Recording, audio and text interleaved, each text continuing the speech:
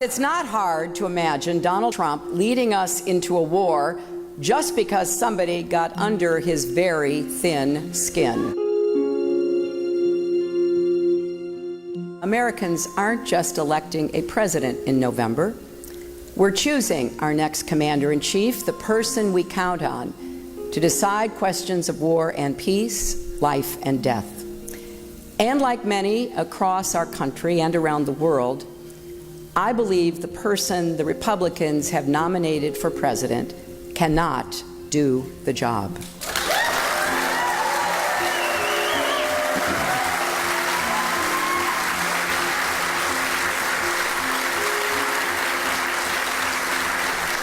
Donald Trump's ideas aren't just different, they are dangerously incoherent.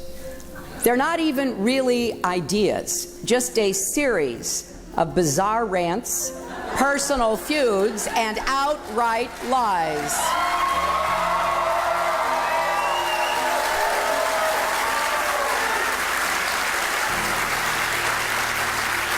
He is not just unprepared, he is temperamentally unfit to hold an office that requires knowledge, stability, and immense responsibility.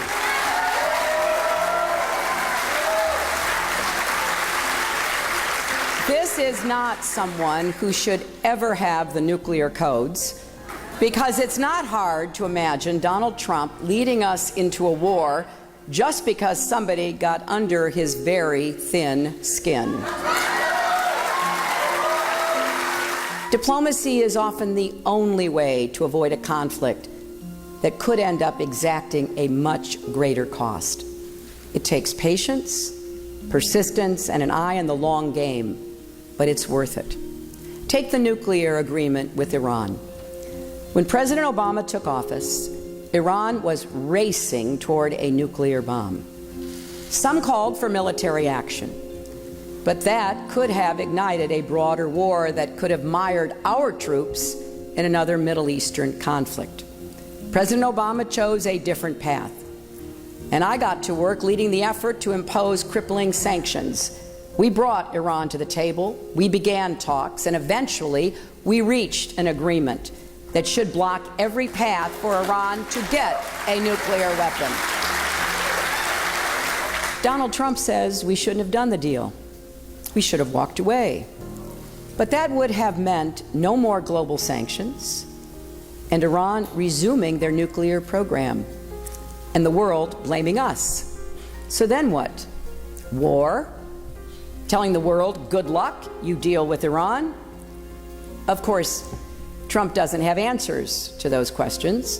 Donald Trump doesn't know the first thing about Iran or its nuclear program. Ask him. It'll become very clear very quickly. Now imagine Donald Trump sitting in the Situation Room, making life or death decisions on behalf of the United States. Imagine him deciding whether to send your spouses or children into battle. Imagine if he had not just his Twitter account at his disposal when he's angry, but America's entire arsenal. Do we want him making those calls? Someone thin-skinned and quick to anger who lashes out at the smallest criticism. Do we want his finger anywhere near the button?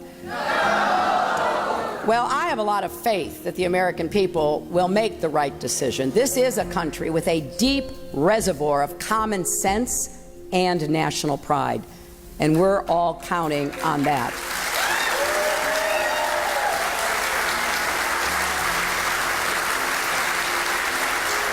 Because making Donald Trump our commander-in-chief would be a historic mistake, and it would undo so much of the work that Republicans and Democrats alike have done over many decades to make America stronger and more secure. It would set back our standing in the world more than anything in recent memory, and it would fuel an ugly narrative about who we are, that we're fearful, not confident, that we want to let others determine our future for us instead of shaping our own destiny. That's not the America I know and love.